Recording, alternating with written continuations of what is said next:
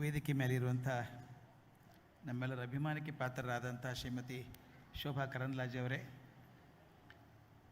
ಈ ಎಲ್ಲಕ್ಕೂ ಕಾರಣವಾದಂಥ ಗಿರಿಧರ್ ಕಜೆ ಅವರೇ, ನಾನು ನಿಜವಾಗ್ಲೂ ಹೇಳ್ತೀನಿ, ನಮಸ್ಕಾರ ಸ್ವಾಮಿ, ನಮಸ್ಕಾರ.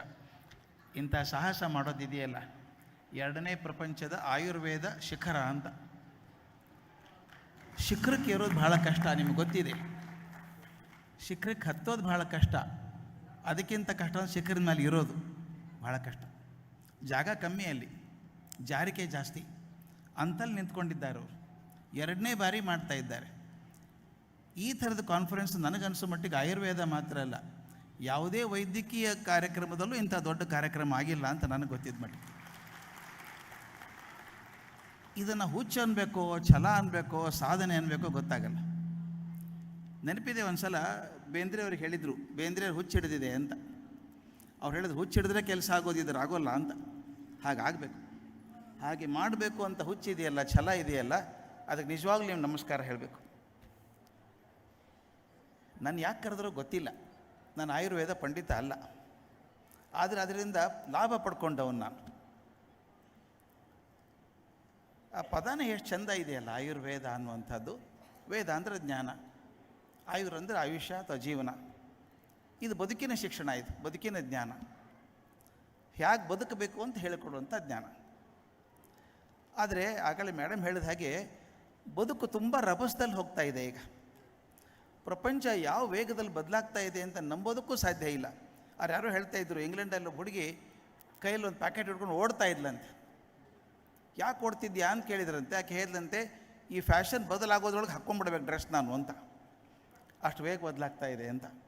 ಒಂದು ಸಂಶೋಧನೆ ಆಗಿತ್ತು 2000 ಇಸ್ವಿಗೆ. ನಾನು ಜಿನಿವಾದಲ್ಲಿದ್ದೆ ಆವಾಗ.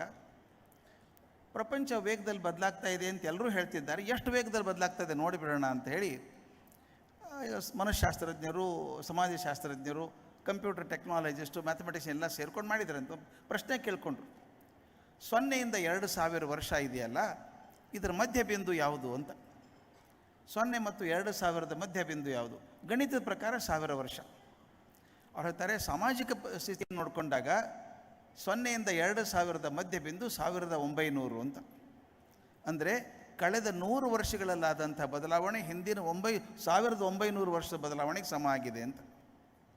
ಆಯಿತು, ಒಪ್ಕೊಂಡ್ರು. ಹಾಗಾದ್ರೆ 1900ರಿಂದ 2000ವರೆಗೆ ಮಧ್ಯ ಬಿಂದು ಯಾವುದು ಆ 100 ವರ್ಷದಲ್ಲಿ ಅಂತ. ನಾನು ಮೊದಲು ರಿಪೋರ್ಟ್ ಮುಚ್ಚಿಟ್ಟೆ, ವಿಚಾರ ಮಾಡಿದೆ ಎಷ್ಟಾಗಿರಬಹುದು ಅಂತ. ನನ್ನ ಪ್ರಕಾರ 1975 ಆಗ್ಬೋದು ಅಂದ್ಕೊಂಡಿದ್ದೆ. ನನಗೆ ಎದೆ ಝಲ್ ಅಂತ ನೋಡಿದಾಗ the mid point between 1900 and 2000 is 1992. ಅಂದರೆ ಕಳೆದ ಶತಮಾನದ 8 ವರ್ಷದಲ್ಲಾದಂಥ ಬದಲಾವಣೆ ಹಿಂದಿನ 92 ವರ್ಷದ ಬದಲಾವಣೆಗೆ ಸಮ ಆಗಿದೆ. ನಾವೆಲ್ಲರೂ ಅದಕ್ಕೆ ಸಾಕ್ಷಿಯಾಗಿದ್ದೀವಿ. 2000 ಬರೋದಕ್ಕಿಂತ ಮೊದಲು ಮೊಬೈಲ್ ಇರಲಿಲ್ಲ, ಚೆನ್ನಾಗೇ ಬದುಕಿದ್ವಿ ಯಾವಾಗಲೂ. ಈಗ ಬದುಕೋದು ಕಷ್ಟ ಅನಿಸ್ಬಿಟ್ಟಿದೆ ಮೊಬೈಲ್ ಇಲ್ಲದೇನೆ. ನೀವು ನಮ್ಮ ಮನೆಯಲ್ಲಿ ನೋಡಿ, ಅಭಿಮಾನಿ ಅಂತ ಹೇಳ್ತಾರೆ ಕೆಲವು ಪಾಲಕರು, ನಮ್ಮ ಹುಡುಗಿದ್ದಾಳೆ 2 ವರ್ಷ ಹುಡುಗಿ, ಮೊಬೈಲ್ ಕೊಟ್ಟು ನೋಡಿ ಟಕ್ ಅಂತ ಯೂಟ್ಯೂಬ್ ಹೋಗಿ ನೋಡ್ತಾಳೆ ಆಕೆ ಅಂತ. ಭಾಳ ಸಂಭ್ರಮ ಪಡಬೇಡಿ ಅಂತ ಹೇಳಿದ್ದೀನಿ ನಾನು. ಮುಂದೆ ನೀವೇ ಬರ್ತೀರಿ, ಮೊಬೈಲ್ ಬಿಡ್ತಾ ಇಲ್ಲ ಆಕೆ ಅಂತ ಕೊಟ್ಟಿದ್ದೆ ನೀವು. ಈ ಥರದ ಬದಲಾವಣೆ ಆಗ್ತಿರುವಾಗ ನಮ್ಮಲ್ಲಿ ಏನಾಗಿದೆ ಮುಖ್ಯ ಅಂದರೆ, ನಾವು ಬದುಕೋದು ಜೀವನ ಚಂದವಾಗಿ ಅಂತ ಅನ್ಸೋಕೆ ಹೋಗ್ಬಿಟ್ಟು ಬರ್ತು ಹೋಗಿದೆ ನಮಗೆಲ್ಲ. ಈಗ ಕೆಲವು ಹುಡುಗರು ನೋಡ್ತೇನೆ, ಯಾವ ಟೈಮಿಗೆ ಊಟ ಮಾಡೋದು, ಯಾವ ಟೈಮಿಗೆ ನಿದ್ದೆ ಮಾಡೋದು, ರಾತ್ರಿ 1 ಗಂಟೆಗೆ ಊಟ, ಕೂತ್ಕೊಂಡು ಕೆಲಸ, ಹೇಳೋಲ್ಲ, ಅಭ್ಯಾಸ ಇಲ್ಲ, ಹೊಟ್ಟೆ ಬಂದುಬಿಟ್ಟಿದೆ, 40 ವರ್ಷಕ್ಕಾಗಿದೆ, ಶುಗರ್ BP ಎಲ್ಲ ಬರ್ತಾ ಇದೆ. ಇದು ಆಗಿರೋ ಕಾರಣ ಅಂದರೆ ನಾವು ಪ್ರಕೃತಿಯಿಂದ ದೂರ ಹೋದದ್ದಕ್ಕಷ್ಟೇ ಆದದ್ದು. ಪ್ರಕೃತಿ ಒಂದಿಗೆ ಬದುಕಿದ್ರೆ, ಈಗ ಬೆಳಗ್ಗೆ ನಾನು ಒಂದು ಮಹಾಭಾರತ ನೋಡ್ತಾ ಇದ್ದೆ, ಇವತ್ತೊಬ್ಬರು ಹಿರಿಯರು ಬಂದಿದ್ದರು ನಮ್ಮ ಕಡೆಗೆ. ಆಗ ವಯಸ್ಸು ಎಷ್ಟಿತ್ತು ಅಂದರೆ ಸುಮಾರು 700ರಿಂದ 800 ವರ್ಷ ಆರಾಮಾಗಿ ಬದುಕ್ತಿದ್ರು ಅವರು ಅಂತ. ಭೀಷ್ಮರು ಬದುಕಿದ್ದು 800 ವರ್ಷ ಅಂತ. ಹೇಗೆ ಬದುಕಿದ್ರು ಅವರು? ಎಲ್ಲಿವರೆಗೂ ನೀವು ಪ್ರಕೃತಿ ಜೊತೆಗೆ ಬದುಕ್ತೀರೋ, ಹೊಂದಾಣಿಕೆ ಮಾಡ್ಕೊಂಡು ಬದುಕ್ತೀರೋ, ನಿಮ್ಮ ಆಯುಷ್ಯ ಜಾಸ್ತಿ ಆಗ್ತದೆ ಅಂತ. ಇನ್ನು ಪ್ರಕೃತಿಯಿಂದ ಪೂರ್ತಿ ದೂರ ಹೋಗಿದ್ದೀವಿ. ಹಾಗಾದರೆ ಆಯುರ್ವೇದ ಹೇಳೋದೇನು? ಬಹಳ ಸುಲಭ. ನಮಗಿರುವಂಥ ಪಂಚಭೂತಗಳಿದ್ದಾವೆ, ಪಂಚಭೂತಗಳಿಂದ ಆದಂಥ ದೇಹ ಇದು. ಪ್ರಕೃತಿ ಏನಿದೆ ಅದರಿಂದನೇ ಆದದ್ದು ನಾವು ಅಂತ. ಆ ಪ್ರಕೃತಿಗಳು ಪಂಚಭೂತಗಳಿಂದ ಸೇರಿದಂಥದ್ದು 3 ದೋಷಗಳು ಅಂತ ಹೇಳಿದರು. ವಾತ, ಪಿತ್ತ, ಕಫ ಅಂತ ಹೇಳಿದರು. ಆ 3 ಯಾವಾಗ ಸಮತೋಲನದಲ್ಲಿ ಇರ್ತದೋ ಆರೋಗ್ಯ ತುಂಬ ಚೆನ್ನಾಗಿರುತ್ತೆ, ಚೈತನ್ಯಶೀಲವಾಗಿರ್ತದೆ, ಉತ್ಸಾಹಶಾಲಿಯಾಗಿರುತ್ತೆ. ಅದರೊಳಗೆ 3ರೊಳಗೆ ಸ್ವಲ್ಪ ವ್ಯತ್ಯಾಸ ಕಂಡ ತಕ್ಷಣ ಆರೋಗ್ಯ ಕೆಡುತ್ತೆ. ಅವು ನಾವೇನು ಮಾಡ್ತೀವಿ, ಮೇಡಮ್ ತುಂಬ ಚೆನ್ನಾಗಿ ಹೇಳಿದರು, ನಾವು ತಕ್ಷಣ ಗುಡಿ ಆಗಬೇಕು, ನಮ್ಮದೆಲ್ಲ ಫಾಸ್ಟ್ ಫುಡ್ ಜಮಾನ ಅಂತ. ಇಮಿಡಿಯೇಟ್ ಗುಳಿಗೆ ತೊಗೊಂಡ ತಕ್ಷಣ ಮುಂದೆ 10 ನಿಮಿಷ ಕಮ್ಮಿ ಆಗಿಬಿಡ್ಬೇಕು ನಮಗೆ. ಈ ಥರ ಪ್ರಸಂಗದಲ್ಲಿದ್ದಾಗ ನಾವು, ನಿಮ್ಗೆ ಗೊತ್ತಿದೆ ಮೇಡಮ್ ಹಾಸ್ಪಿಟ್ಲ್ ಹೇಗಿದ್ದಾವೆ ಅಂದರೆ, ನನ್ನ ಮಗ ಬಂದಿದ್ದ, ಬೆರಳು ನೋಯ್ತಾ ಇದೆ ಅಂತಿದ್ದ, ಹೆಬ್ಬೆಟ್ಟು ನೋಯ್ತಾ ಇದೆ ಅಂತ ಡಾಕ್ಟ್ರ್ ಕಡೆ ಹೋದ. ಬ್ಲಡ್ ಟೆಸ್ಟ್ ಮಾಡಿಸಿ ಅಂತ ಹೇಳಿದರು. ಬ್ಲಡ್ ಟೆಸ್ಟ್ ಮಾಡಿಸ್ದ. ಏನಿಲ್ಲ, ಅದ್ರ ಏನು ತಕರಾರಿಲ್ಲ, ಆರಾಮಾಗಿದ್ದೀರಿ, ನೀವು ಕಂಪ್ಯೂಟರ್ ಜಾಸ್ತಿ ಯೂಸ್ ಮಾಡೋದ್ರಿಂದ ಹೆಬ್ಬೆಟ್ಟು ನೋವಾಗುತ್ತೆ ಅಂತ. ಇದಕ್ಕೋಸ್ಕರ ಬ್ಲಡ್ ಟೆಸ್ಟ್. ಆ ಬ್ಲಡ್ ಟೆಸ್ಟಿಗೆ ಚಾರ್ಜ್ ಮಾಡಿದ್ದು 12,000 ರೂಪಾಯಿ. ಒಂದು ಟೆಸ್ಟಿಗೆ 12,000 ರೂಪಾಯಿ. ಅವ್ನು ಹೇಳಿದ, ನನ್ನ ದೇಹದಲ್ಲಿ ಅಷ್ಟು ರಕ್ತ ಇದೆ ಅಂತ ಗೊತ್ತೇ ಇರಲಿಲ್ಲ ನನಗೆ ಅಂತ ಹೇಳಿದವನು.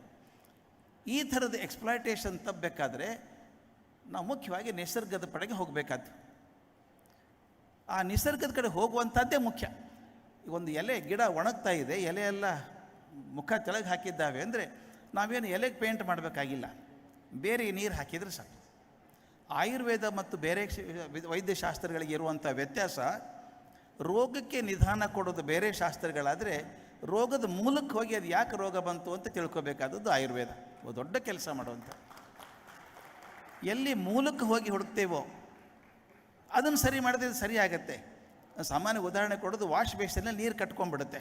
ಇಲ್ಲಿ ಕಡ್ಡಿ ಹಾಕಿದ ಪ್ರಯೋಜನ ಇಲ್ಲ, ಅಲ್ಲಿ ಮೋರಿ ಕಟ್ಕೊಂಡಿದೆ, ಆ ಮೋರಿ ತೆಗೆದ್ರೆ ಸರ್ ಅಂತ ನೀರು ಹೋಗುತ್ತೆ. ಅದನ್ನು ಹುಡುಕುವಂಥದ್ದು.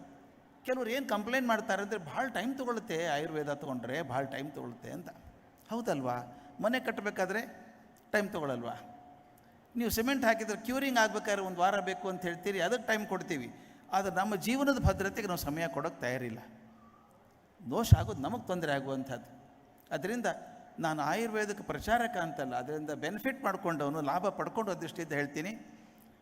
ನನಗೆ ಇದುವರೆಗೂ ಶುಗರ್ ಬರಲಿಲ್ಲ, BP ಬರಲಿಲ್ಲ, ಬಂದಿಲ್ಲ, ಆರಾಮಾಗಿದೆ, ಏನೂ ತೊಂದರೆ ಇಲ್ಲ. ನನಗೆ ಒಂದು ಮಾತ್ರ ಗೊತ್ತು, ಇವ್ರನ್ನೇ ಗಿರಿಧರ್ ಕರ್ಜೆ ಅವರೇ ಕೊಟ್ಟದ್ದು ನನಗೆ, ಏನೂ ತೊಗೋಬೇಡಿ ಟ್ಯಾಬ್ಲೆಟ್, ನೀವು ಬರೀ ಸಮ್ ಇಮ್ಯುನಿಟಿ ಟ್ಯಾಬ್ಲೆಟ್ ತೊಗೊಳ್ಳಿ, ಊರು ತಿರುಗ್ತೀರಿ ದಿನ ಅದು ತೊಗೊಳ್ಳಿ ಅಂತ. ಅದು ಬಿಟ್ಟರೆ ಇನ್ನು ಏನೂ ಇಲ್ಲ.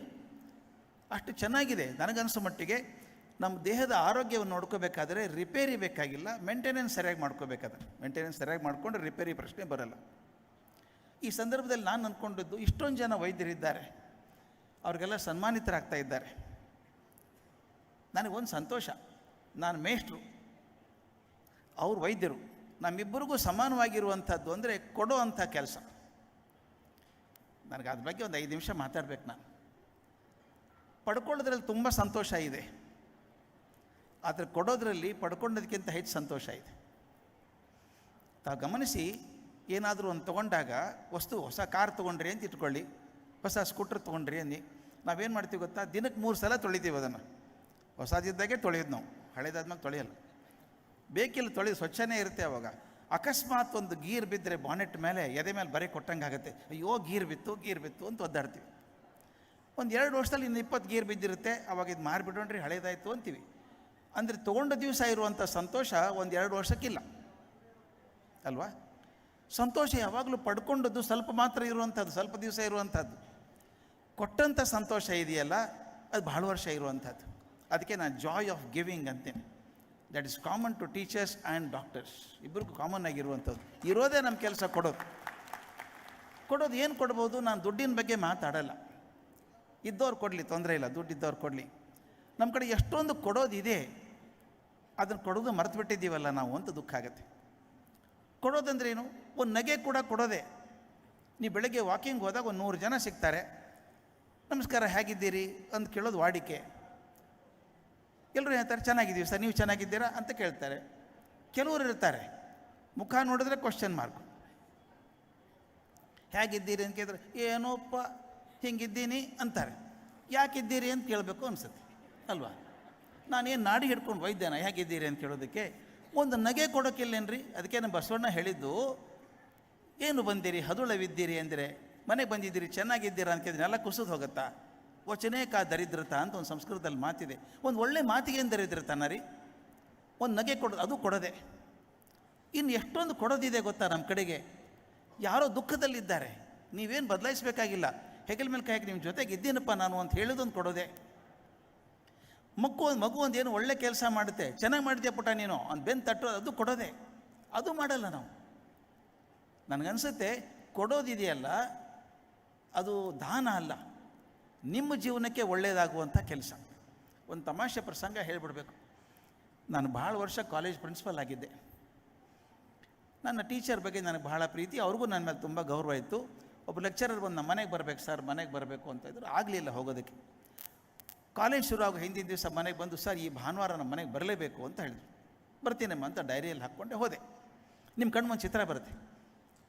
ಭಾನುವಾರ ಮನೆಗೆ ಹೋದಾಗ ಲೆಕ್ಚರರು ಮತ್ತು ಅವ್ರ ಗಂಡ ಇಬ್ಬರು ನನ್ನ ಬಾಗಿಲದಲ್ಲಿ ಸ್ವಾಗತ ಮಾಡಿ ಕರ್ಕೊಂಡು ಹೋಗಿ ಕೂಡಿಸಿದ್ರು ಕುರ್ಚಿ ಮೇಲೆ. ಅವ್ರಿಗಿಬ್ಬರು ಮಕ್ಕಳು.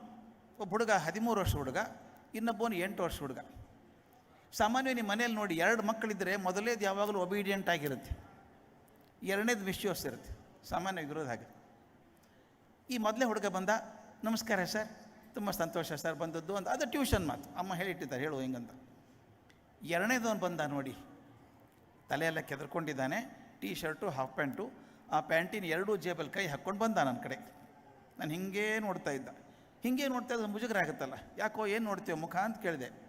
ನೀವೇನ ಪ್ರಿನ್ಸಿಪಾಲು ಅಂದ. ಹೌದಪ್ಪ ಅಂತ ಹೇಳಿದೆ. ಆಕೆ ಪಾಪ ಲೆಕ್ಚರರಿಗೆ ಗಾಬರಿ, ಇವನೇನೋ ಕೇಳಿಬಿಡ್ತಾನೆ, ಪ್ರಿನ್ಸಿಪಾಲ್ ಮೊದಲೇ ಸಲ ಮನೆಗೆ ಬಂದಿದ್ದಾರೆ, ಇಲ್ಲಿ ಒಳಗೆ ಬಾರೋ ಅಂತ ಕರಿತಿದ್ರು, ನೀ ಸುಮ್ಮನಿರು ಅಂದ.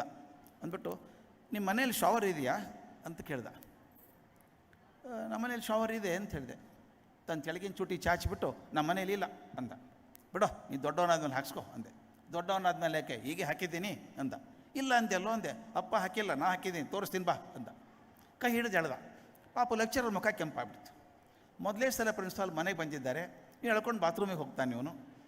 ಪರವಾಗಿಲ್ಲ ನೋಡ್ತೀನಿ ರೀ ಅಂದೆ. ಹೋದೆ. ಅವನು ಹೇಳಿದಾಗೆ ಶವರ್ ಇರಲಿಲ್ಲ, ಬರೀ ಒಂದು ನಲ್ಲಿ ಇತ್ತು. ಅವನು ಪಕ್ಕ ಮ್ಯಾಜಿಷಿಯನ್ನು. ನೋಡಿ ಈಗ ಏನು ಮಾಡ್ತೀನಿ ಅಂದ. ಬಲಗಡೆ ಜೇಬಿಂದ ಒಂದು ಬಲೂನ್ ತೆಗ್ದ, ಉಜ್ಜದ, ಉಫ್ ಅಂದ. ಆ ಬಲೂನ್ ಸಿಕ್ಕಿಸ್ದ ಅದಕ್ಕೆ. ಎಡಗಡೆ ಜೇಬಿಂದ ಒಂದು ದಾರ ತೆಗೆದ, ಚಂದ ಬಿಗಿಯಾಗಿ ಕಟ್ಟಿದ, ನಲ್ಲಿ ತಿರುಗಿಸ್ದ. ಬಲೂನಲ್ಲಿ ನೀರು ಬಂತು. ಇಷ್ಟು ದೊಡ್ಡದಾಯ್ತು ಬಲೂನು. ಹೊಡೆದು ಹೋಗ್ತದೋ ಅಂತ ಹೇಳ್ತಾ ಇದ್ದೆ, ಗೊತ್ತು ನನಗೆ ಅಂದ. ನಿಲ್ಲಿಸ್ದ. ಈಗ ನೋಡು ಮಜಾ ಅಂದ. ಜೇಬಿಂದ ಒಂದು ಪಿನ್ ತೆಗೆದ, ಸೂಜಿ, ಚಕ ಚಕ ಚಕ ಚಕ ಒಂದು 20 ತೂತು ಹಾಕಿದ ಬಲೂನ್ಗೆ. ಅದ್ರ ಮೂಲಕ ಸುರ್ರ ನೀರು ಬರೋಕ್ಕೆ ಶುರು ಆಯಿತು. ನೋಡು ಬಲೂನ್ ಶವರ್ ಹೆಂಗಿದೆ ಅಂದ. ಬಲೂನ್ ಶವರ್ ಅಂತ ಹೆಸರಿಟ್ಟ. ಬ್ರಿಲಿಯಂಟ್ ಇದ್ದಾನೆ ಹುಡುಗ ಇವನು ಅಂದೆ. ಮೊನ್ನೆ 8 ದಿವಸ ಆದ್ಮೇಲೆ ನಾನು ವಿಚಾರ ಮಾಡಿದೆ ಅದ್ರ ಬಗ್ಗೆ. ಇದು ನನಗೊಂದು ಸಣ್ಣ ಘಟನೆ ಆಗಿ ಉಳಿಲಿಲ್ಲ, ಒಂದು ದೊಡ್ಡ ಆಧ್ಯಾತ್ಮಿಕ ಸತ್ಯ ಅನಿಸ್ಬಿಡ್ತು. ನಾವೆಲ್ಲರೂ ಹಾಗೇ ಇದ್ವಿ ಬಲೂನ್ ಹಾಗೆ ಹುಟ್ಟಿದಾಗ. ಚಪ್ಪಟೆಯಾಗಿ ಜೇಬಲ್ಲಿ ಕೂತಿದ್ದೆ. ಅಳೋದು ಬಿಟ್ಟರೆ ಇನ್ನೇನು ಬರೋಲ್ಲ ಮಗುವಾಗಿದ್ದಾಗ. ಏನು ಗೊತ್ತು ನನಗೇನು ಗೊತ್ತಿಲ್ಲ. ಆದರೆ ನಾನು ಬೆಳೆದ ಹಾಗೆ ತಂದೆ ತಾಯಿ ಪರಿವಾರ ಸಮಾಜ ಶಾಲಾ ಕಾಲೇಜು ಯೂನಿವರ್ಸಿಟಿ ಎಲ್ಲ ಕಡೆಯಿಂದ ಪಡ್ಕೊಂಡು ನನ್ನ ಜೀವನ ದೊಡ್ಡದಾಯಿತು. ನೀವು ಕಲ್ಪನೆ ಮಾಡ್ಕೊಳ್ಳಿ, ಅವನಲ್ಲಿ ಹಾಗೆ ತಿರುಗಿಸಿಟ್ಟಿದ್ರೆ ಏನಾಗ್ತಿತ್ತು ಅಂತ. ಬಲೂನ್ ದೊಡ್ಡದಾಗಿ ಪಟ್ಟಂತೆ ಒಡೆದು ಹೋಗ್ತಿತ್ತು. ಅವನೊಂದು 20-25 ತೂತು ಹಾಕಿದ್ನಲ್ಲ ಬಲೂನಿಗೆ, ಅದ್ರ ಮೂಲಕ ನೀರು ಬರ್ತಾಯಿತ್ತು. ಅರ್ಧಕ್ಕೆ ತಿರುಗಿಸಿಟ್ಬಿಟ್ರೆ ನೀರು ಬರ್ತದೆ, ನೀರು ಹೊರಗೂ ಬರ್ತಾಯಿತ್ತು. ಅಂದರೆ ಆ ತೂತಿನಿಂದ ಹೊರಗೆ ಬರೋದಿದೆಯಲ್ಲ, ಅದು ಬಲೂನಿನ ರಕ್ಷಣೆ ಮಾಡಿತ್ತದು. ತೂತು ಇಲ್ಲದೆ ಹೋಗಿದ್ರೆ ಒಡೆದು ಹೋಗ್ತಿತ್ತು. ನನಗೆ ಹಾಗೆ ಅನ್ನಿಸ್ತು ಅವಾಗ. ನಾನು ಸಮಾಜದಿಂದ ಇಷ್ಟೊಂದು ಪಡ್ಕೊಂಡಿದ್ದೀನಲ್ಲ, ನನಗೊಂದು 10 ಮುಖಗಳಿದ್ದಾವೆ ನನಗೆ. ಯಾರಿಗೋ ಗಂಡ ಆಗಿದ್ದೀನಿ, ಯಾರಿಗೋ ಅಪ್ಪ ಆಗಿದ್ದೀನಿ, ಯಾರಿಗೋ ಸ್ನೇಹಿತ ಆಗಿದ್ದೀನಿ, ಯಾರಿಗೋ ಬಾಸ್ ಆಗಿದ್ದೀನಿ, ಯಾರಿಗೋ ಅಸಿಸ್ಟೆಂಟ್ ಆಗಿದ್ದೀನಿ. ಈ ನನ್ನ 100 ಮುಖಗಳ ಮೂಲಕ ಒಂದು ಚೂರು ಸಮಾಜಕ್ಕೆ ಕೊಡ್ತಾ ಹೋದರೆ ಉಪಕಾರ ಅಲ್ಲ ಅದು. ನನ್ನ ಜೀವನ ಭದ್ರ ಆಗೋದಕ್ಕೆ ಅದೇ ಒಂದು ಹಾದಿ, ಬೇರೆ ಹಾದಿ ಇಲ್ಲ ನನಗೆ, ಅಲ್ವಾ? ಕೊಡೋದು ಅಂದ್ಕೊಂಡದ್ದು ದಾನ ಮಾಡಿದ್ದೀವಿ. ಕೆಲವರು ಭ್ರಮೆ ಇರ್ತದೆ ಕೆಲವರಿಗೆ. ನನಗೊಬ್ಬರು ಕೇಳಿದರು, ಬಿಜಾಪುರ ಹತ್ರ ಊರಿಗೆ ಹೋಗಿದ್ರೇನ್ರಿ ಅಂತ ಕೇಳಿದರು. ಹೋಗಿದ್ದೆ. ಅಲ್ಲೊಂದು ಪಾಂಡುರಂಗನ ದೇವಸ್ಥಾನ ನೋಡಿದೆ. ಆ ಪಾಂಡುರಂಗನ ಕೊಳ್ಳಲ್ಲಿ ಹಾರ ನೋಡಿದ್ರಾ ಅಂದರು. ನಾನು ನೋಡಲಿಲ್ಲ ಅಂದೆ. ಭಾಳ ದುಃಖ ಆಯಿತು ಅವರಿಗೆ. ನಾನೇ ಮಾಡಿಸ್ಕೊಟ್ಟದ್ದು ಸರ್. ಅದು ಕೊಡೋದಲ್ಲ, ಮಾರ್ಕೆಟಿಂಗ್ ಅದು. ಕೊಡೋದು ಅಂದರೆ ಏನೂ ಅಪೇಕ್ಷೆ ಮಾಡದೆ ಕೊಡುವಂಥದ್ದು. ವೈದ್ಯರಿಗೆ ಇರಬೇಕಾದಂಥ ಗುಣ ಅದು. ಅಂಥ ವೈದ್ಯರು ನಾನು ಕಂಡಿದ್ದೇನೆ. ಹೇಗೆಂದರು ದೇವರು, ಅದಕ್ಕೆ ನಮ್ಮಲ್ಲಿ ಒಂದು ಸಂಸ್ಕೃತದಲ್ಲಿ ಮಾತಿದೆ, ಔಷಧಂ ಜಾಹ್ನವಿ ತೋಯಂ ವೈದ್ಯೋ ನಾರಾಯಣೋ ಹರಿಹಿ ಅಂತ. ಎಷ್ಟು ತಿಳುವಳಿಕೆ ಮಾತು ಗೊತ್ತಾ ಅದು. ಔಷಧಂ ಜಾಹ್ನವಿ ತೋಯಂ, ಗಂಗಾ ನದಿ ನೀರೇ ಔಷಧಿ ಅದು. ಎಷ್ಟು ತಿಳುವಳಿಕೆ ಇದೆ ಅವರಿಗೆ ಅಂದರೆ, ಬರೀ ನೀರು ಕುಡಿಸಿ ಕೂಡಬೇಡ, ವೈದ್ಯರ ಕಡೆ ಹೋಗು. ನಂಬಿಕೆ ಒಂದು ಕಡೆಗೆ, ಪ್ರಯೋಗ ಒಂದು ಕಡೆ, 2 ಕಡೆ ಆಗಬೇಕು. ಬರೀ ನಂಬಿಕೆಯಿಂದಲ್ಲ. ಭಾಗೀರಥಿ ನೀರು ಔಷಧಿ ಅಂತ ಒಪ್ಕೊಳ್ಳೋದು ಸರಿ, ಭಾಗೀರಥಿ ನೀರು ಕುಡಿಸು, ಆದರೆ ಅಲ್ಲೇ ಕೂಡಬೇಡ, ವೈದ್ಯರ ಕಡೆ ಕರ್ಕೊಂಡು ಹೋಗು. ಎಷ್ಟು ಪ್ರಾಗ್ಮ್ಯಾಟಿಕ್ ಆಗಿದೆ ಇದು. ಅದರಿಂದ ಅಂಥ ಜೀವನವನ್ನು, ಮತ್ತೊಬ್ಬರ ಜೀವನವನ್ನು ವೃದ್ಧಿ ಮಾಡೋದಕ್ಕೆ ಕಳೆದಂಥ ವೈದ್ಯರಿದ್ದಾರೆ. ಅವರೆಲ್ಲರಿಗೂ ನಾನು ನಮಸ್ಕಾರಗಳು ಸಲ್ಲಬೇಕು. ಈ ತಮ್ಮ ಜೀವನವನ್ನು ಮತ್ತೊಬ್ಬರ ಆರೋಗ್ಯಕ್ಕೋಸ್ಕರ ಕೊಟ್ಟಿದ್ದಾರಲ್ಲ. ಹಾಗಾಗಲಿ, ಆಯುರ್ವೇದ ಇನ್ನೂ ಬೆಳೀಲಿ, ತುಂಬ ಬೆಳಿಬೇಕು. ಮೇಡಮ್ ಹೇಳಿದ್ದು ಭಾಳ ಚೆನ್ನಾಗಿದೆ. ಟೆಸ್ಟಿಂಗ್ ಬಗ್ಗೆ, ಸ್ಟ್ಯಾಂಡರ್ಡೈಸೇಷನ್ ಬಗ್ಗೆ ಕೆಲವೊಂದು ದ್ವಂದ್ವಗಳಿದ್ದಾವೆ. ಅದನ್ನು ಸ್ಪಷ್ಟ ಮಾಡಿಕೊಂಡ್ರೆ, ನಾವು ಹೇಳಿದ್ದೀನಿ, ಹೇಳಿದ್ದು ಕರೆಕ್ಟ್. ಅದು ಬೇರೆ ದೇಶದಲ್ಲಿದ್ದಾರೆ ಹುಡುಗರು. ಯೋಗ ಮತ್ತು ಆಯುರ್ವೇದವನ್ನು ನಾನು ಸ್ವಲ್ಪ ತಮ್ಮ ಕ್ಷಮೆಯೆಲ್ಲ ಕೇಳಿ ಹೇಳಬೇಕು, ದುರುಪಯೋಗವೂ ಆಗಿದೆ. ಅದರ ಬಗ್ಗೆ ಉಸಿರಾಡಿಸಿ ಬರೋರೆಲ್ಲ ಯೋಗಿಗಳಾಗಿದ್ದಾರೆ. ಅಲ್ಲಿ ನೋಡ್ಬೇಕು, ಯೋಗ ಕೋಚಿಂಗ್ ಕ್ಲಾಸಸ್ ಅಂತ ಮಾಡ್ತಾರೆ ಅಮೇರಿಕಾದಲ್ಲಿ. ಅವ್ರಿಗೆ ಗೊತ್ತಿಲ್ಲ ಸರಿಯಾಗಿ ಮಾಡ್ತಾರೆ. ಔಷಧಿನ ಕೊಡೋದು ಹೀಗೇ, ಯಾವ್ಯಾವುದು ಔಷಧಿ ಕೊಡೋದು ಆಯುರ್ವೇದದ ಹೆಸರಲ್ಲಿ. ಅದಕ್ಕೆ ಒಂದು ಸ್ಟ್ಯಾಂಡರ್ಡೈಸೇಷನ್ ಆಗೋದಾದರೆ ನಾನು ಹೇಳ್ತೀನಿ, ಕಜೆ ಅವರು ಎಷ್ಟೊಂದು ದೊಡ್ಡ ಕೆಲಸ ಮಾಡಿದ್ದಾರೆ, ಅದೊಂದು ಕೆಲಸ ಮಾಡಿ, ಒಂದು ತೊಗೊಂಡು ಮಾಡಿ, ದಯವಿಟ್ಟು ಸ್ಟ್ಯಾಂಡರ್ಡೈಸ್ ಮಾಡಿ. We can compete with the best medical market outside in the world. ಆ ಥರ ಆಗೋದಾದರೆ ನಿಜವಾಗ್ಲೂ ಆಯುರ್ವೇದಕ್ಕೊಂದು ಹೆಚ್ಚಿನ ಕೋಡ್ ಬಂದಂಗೆ ಆಗ್ತದೆ. ಅದಾಗಲಿ ಅಂತ ಹೇಳ್ತಾ ತಮ್ಮೆಲ್ಲರಿಗೂ ನಮಸ್ಕಾರ ಮಾಡಿ ಮಾತು ಮುಗಿಸ್ತೇನೆ. Thank you very much, sir, for your wonderful words of inspiration, which have always inspired thousands and lakhs of students especially, and we have been witness to this live wonderful speech, and we are very honored and privileged to have listened to you, sir. On this occasion, now we move on to the most ನಿಖರ ಸುದ್ದಿ, ಸದಭಿರುಚಿಯ ಕಾರ್ಯಕ್ರಮ. ನೀವು ನೋಡ್ತಾ ಇದ್ದೀರಾ ಕಹಳೆ news, ಸಮಾಜದ ಜಾಗೃತಿಗಾಗಿ ವಸ್ತುನಿಷ್ಠ ವರದಿ.